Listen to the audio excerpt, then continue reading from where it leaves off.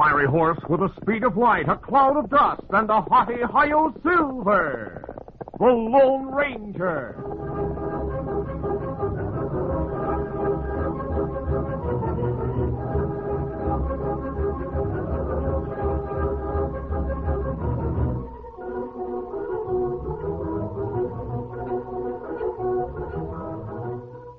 His faithful Indian companion Tonto, the daring and resourceful masked rider of the plains, led the fight for law and order in the early western United States. Nowhere in the pages of history can one find a greater champion of justice. Return with us now to those thrilling days of yesteryear. From out of the past come the thundering hoofbeats of the great horse Silver. The Lone Ranger rides again. Come on, Silver. Let's go, big fella. Hi-Yo Silver! Hooray!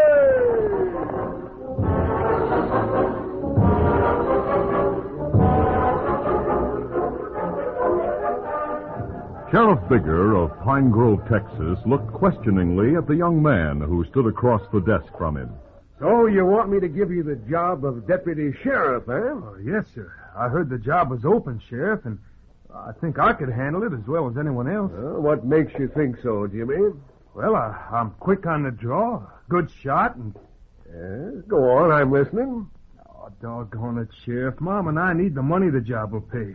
We can't make a go of it on that small farm. My dad used to be a sheriff. Mom told me so.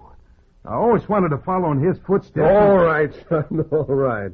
I reckon the job is yours. Oh, you really mean it, Sheriff? Yep, you're young and willing. Here, wait, I'll give you your badge. Let's see. Yeah, here it is. I'll pin it on you myself. Oh, gosh. Hold still a minute now. There you are. Make you feel any different, Jimmy? Oh, I feel like a million, Sheriff. Believe me, you'll never be sorry you gave me this job. I sure wish Dad could see me with this badge pinned to my shirt. Yeah. Well, son, at least your ma can see it. And I reckon it'll make her mighty proud to know you're a full-fledged lawman like you say your dad was. I'll ride home right now and show it to her. That is, if it's all right with you, Sheriff. Sure, go right ahead. Report to me in the morning for full-time duty. Well, get going, son. Your ma will be waiting to hear the news. So long, Sheriff. And thanks a lot.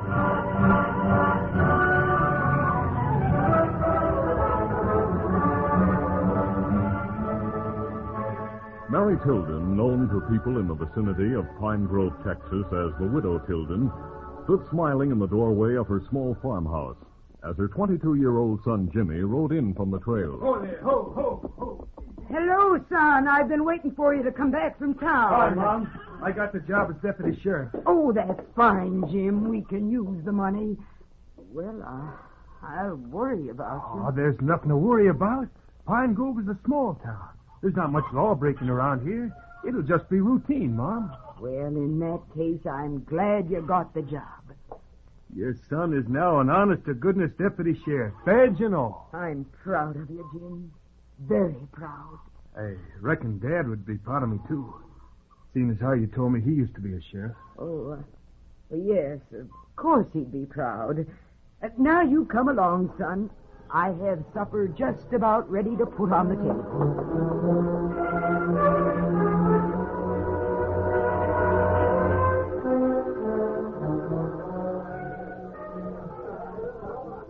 That night at the Alamo Cafe in Pecos, north of Pine Grove, a tough, heavy-set man known as Bert Sanger sat talking to an equally tough-looking companion. I'm telling you, Dusty, we got to find some way to get some cash.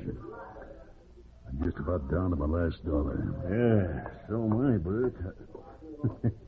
Remember Luke Fields, who was in prison when we were there? Yeah, what about him? I had a letter from him the other day. Seems he was married.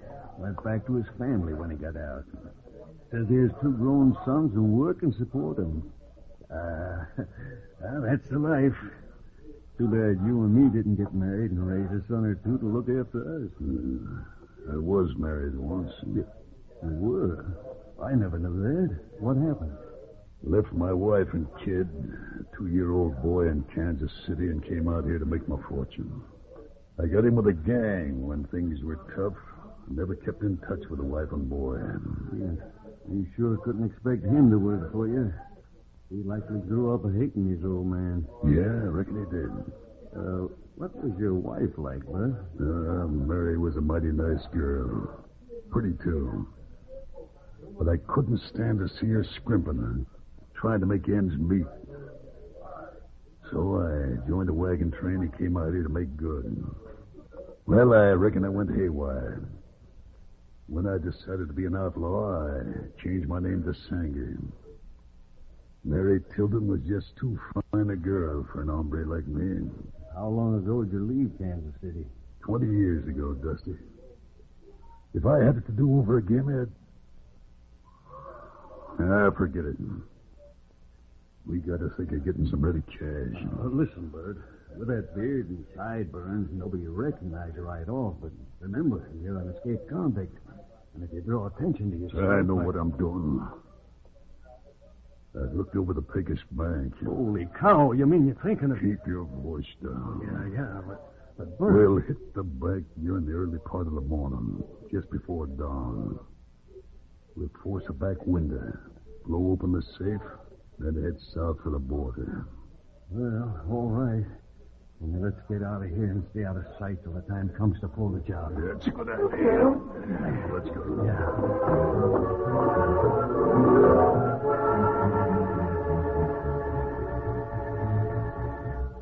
An hour before dawn the following morning, Bert stood at the back window of the Pecos Bank with Dusty.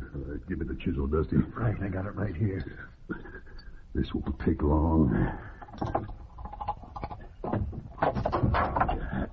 Did it? Follow me inside. Come on. I'll be right with you. They always leave that dim light on. That's good enough to see by. Now we'll go to work on that big safe.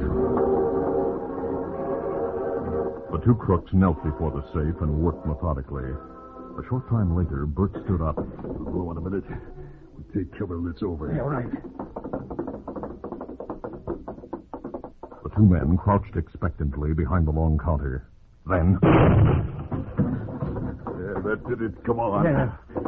We gotta hurry in case someone heard the explosion. Help me clean out this safe. Hurriedly, Bert and Dusty emptied the contents of the safe into a carpet bag, then went out through the window. There's somebody's coming. Let's get going up fast. Hit another, Dusty. Yeah, easy there. Get up. Come on, get up. A few moments later, the marshal and several men rounded the corner of the building. Hey, I heard from back here. We're just... Hey, look, this window was forced open. That explosion must have come from inside the bank. Right. Why don't you climb in, unlock the back door, and hurry it up? I'll do it, Marshal. Once inside the bank, the marshal and the men immediately realized what had happened. From the looks of it, the expert blew this safe. We'll form a posse, pick up the trail from behind the bank, and... Wait a minute, what's this?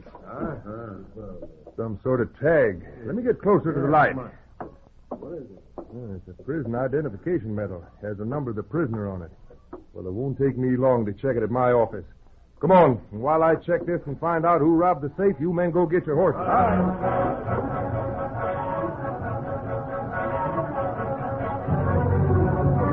When the marshal joined the waiting posse in front of the jail, the first light of dawn was in the sky. He mounted and spoke. Telegraph Territorial Prison found out that the tag with a number on it was issued to an escaped prisoner named Bert Sanger.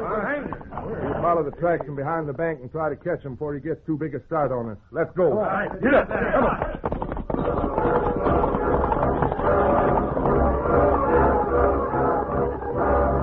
The marshal and the posse later discovered the crooks had covered their trail by riding in shallow streams and on rocky surfaces. The trail became increasingly more difficult to find. And finally, when darkness fell, they lost it entirely and returned to town. Well, men, too bad we lost the trail. I'll see that news of the robbery is sent to every lawman in this territory and to the border guards.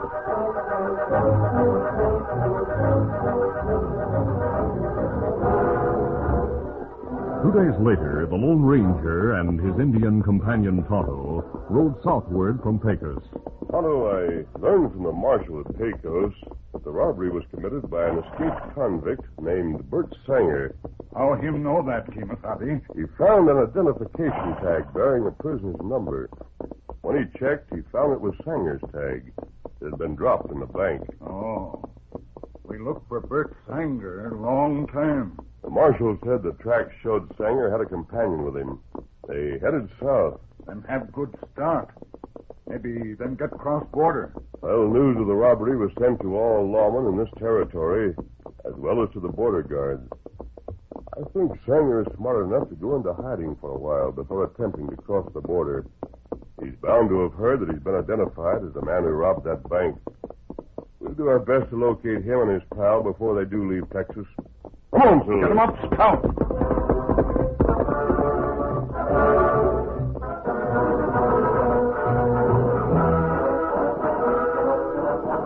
That afternoon, Sheriff Bigger of Pine Grove sat in his office with one foot on a chair, a foot which was heavily bandaged. He scowled as he spoke to his deputy, Jimmy Tilden. Doggone the luck I would have to get this attack of gout just when there's something important to do. What are you thinking about, Sheriff? That escaped prisoner, Bert Sanger, and the sidekick who robbed the Pecos Bank a couple of days ago. They got away with $20,000, and there's a big reward for Sanger's capture. $2,000 in cash. Yeah, I sure could use $2,000. Mom and I could fix up the farm. But those two are most likely far from here. Now, listen, Jimmy, I was talking to the barkeep at the cafe this morning. Seems two strangers stopped in the cafe yesterday. That was before I got the news about the robbery and about Bert Sanger being responsible. Well? The barkeep was on the jury that sent Sanger to prison. He sort of recognized the voice and his general appearance. Doggone, it's too bad he didn't recognize him right away. Yeah, but I figure Sanger and the other crooks are hiding out. I found out they bought supplies at the general store. Sheriff, I'm going to search the hills around here for Sanger's hideout. Well, we'll get a posse together. I'd rather go alone, Sheriff. I think I'd have a better chance of locating it without a posse. But you couldn't handle the two of them alone, Jimmy. Well, I wouldn't try. I'd come back and get help to capture him. Well, go ahead if you like, but be careful. That Sanger is quick on the trigger from all reports and a mighty tough hombre. I'll be careful. Sure going to try hard to find him. Yep, Mom won't have any more worries if I capture Bert Sanger.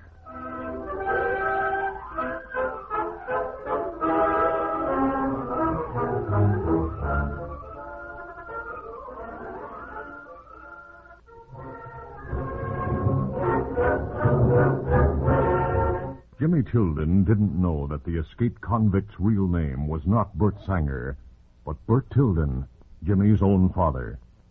Later, the Lone Ranger and Tonto stopped on the edge of town. The masked man waited while Tonto went for a few supplies. As Tonto was being waited on at the general store, Mary Tilden entered. There you are, Indian.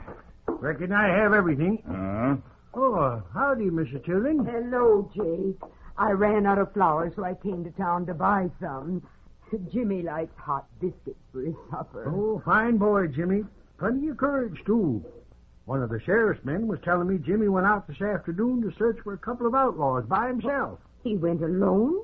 Why didn't he take a posse? He heard there's a big reward for one of them.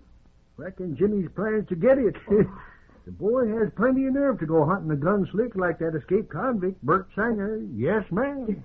Did you say Bert Sanger? Well, that's right. He's a plenty tough hombre. Jimmy shouldn't have gone alone. Oh, wait. What about the flour? Don't you want to have...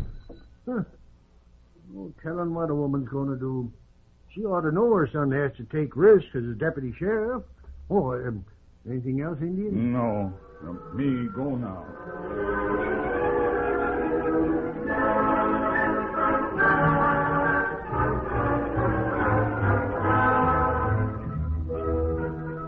When he arrived at the wooded grove on the edge of town, Tonto told the Lone Ranger what he had heard. That mean Bert Sanger, another crook, hiding near here, maybe. Yes, and it means more than that, Tonto. I remember a woman named Mary Tilden who came out here a few years ago with her son from Kansas City. Her husband had deserted them some time before that. I tried to find her husband and later learned he had changed his name to Bert Sanger. The man Jimmy Tilden is hunting right now is his own father. Young feller not know him go to capture own father. No. Jimmy thinks his father's dead. If those two meet and there's gunplay... No, that's not good. No. We'll ride into the hills and try to find Jimmy before something like that happens. All right, let's go. Easy, steady. Easy, Scout. Easy, fella. Oh, Tilden! Hot Scout!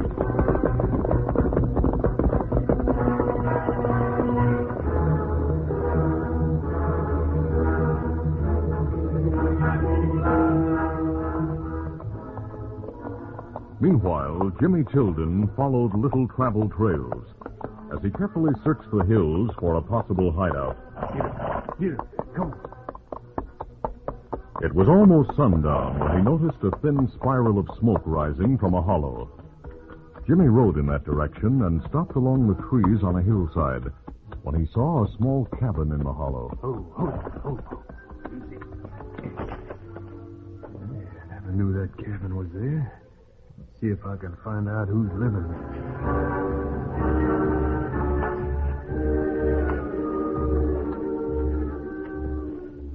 Hidden from sight by the brush, the young man made his way to a side window and cautiously looked inside. He saw a large man wearing whiskers and sideburns, playing solitaire at a table. That must be Sanger. The other one isn't there. I'll go back to town, get a... Hey, Swift, don't move. Hey, what the... Snooping around, huh? Turn around. All right. Well, what do you know? A lawman. Yeah, this is mighty interesting. First, I'll take your gun. Now start walking. Bert Sanger will want to meet you, Mr. Deputy Sheriff. Get moving.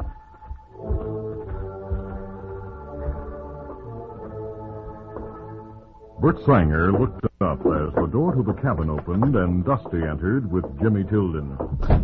Look who I found snooping at the side window, Bert. Deputy Sheriff, huh? I got him covered. You go out and make sure he came here alone. All right. All right, sit down, you. I'm sitting. Now what? Mister, you're kind of young to die. That's the only thing left for us to do. Plug you in. I don't hanker to get back to prison. And I'm not letting you or anybody else send me back. You kill me, Sanger, you'll hang for murder. Maybe. Say, there's something familiar about you. Haven't we met before? I never saw you before. I thought being a lawman you might have. I've been a deputy sheriff only a few days. My dad used to be a lawman before he died. Well, that's something. You decided to make a name for yourself quick by capturing Bert Sanger, huh? First, it's my duty to try to find crooks like you. Second, I could use the reward that's offered for your capture, Sanger. Say, what's your name? Jim Tilden. Jim Tilden. Say, what's your mother's first name?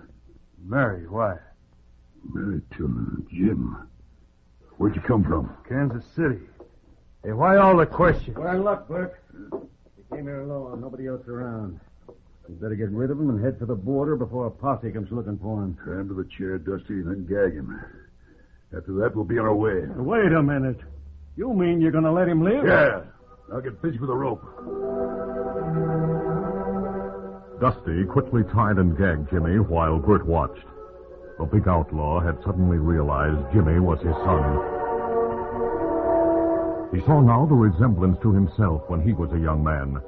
And as he gazed at Jimmy, he was affected by strange emotions. He knew now that his wife Mary had told his son he was dead and had died honorably. He wanted Jimmy to keep that memory without ever knowing the truth. Dusty finished tying the young deputy.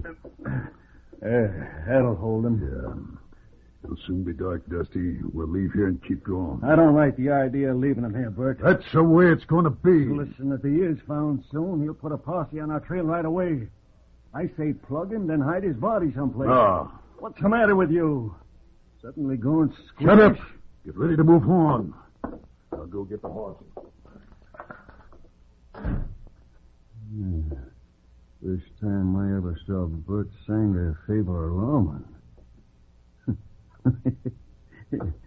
If my gun should go off sort of accidentally and you got plugged, well, there's nothing he could do about it.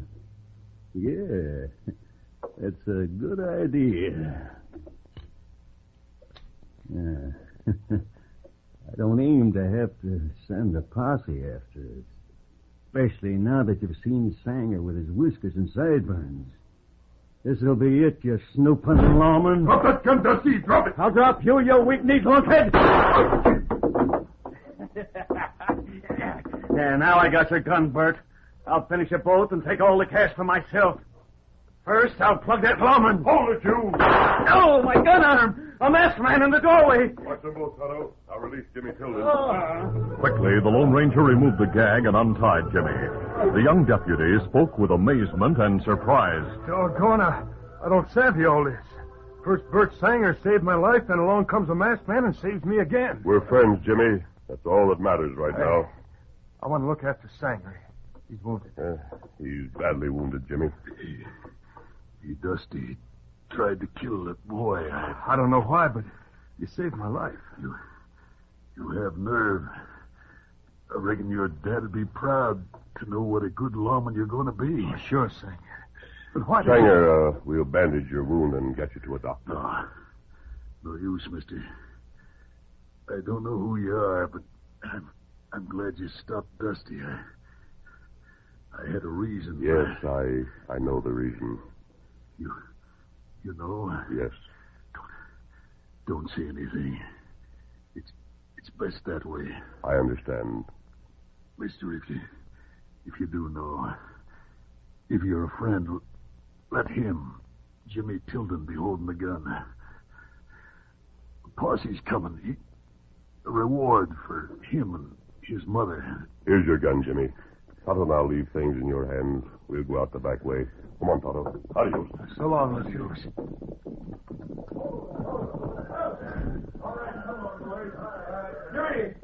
Jimmy Tilden. In here, Sheriff. Great day you shot Bert Sanger.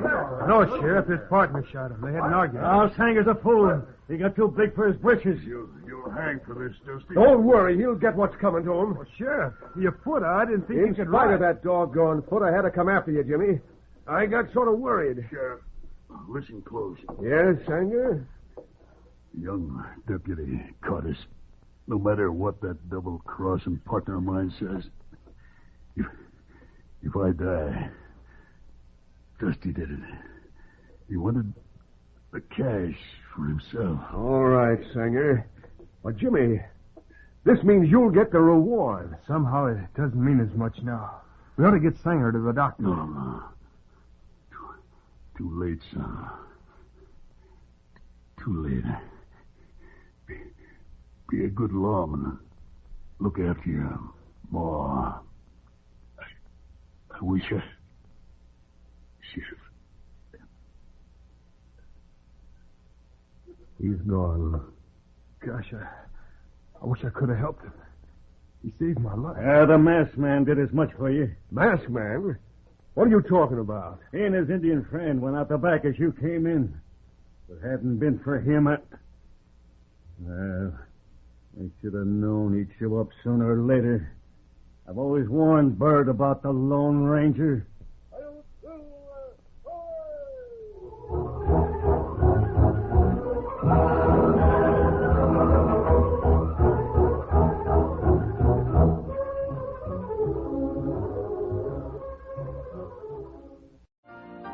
You've been listening to the OTR Gold Network. Find more classic radio at otrgold.com.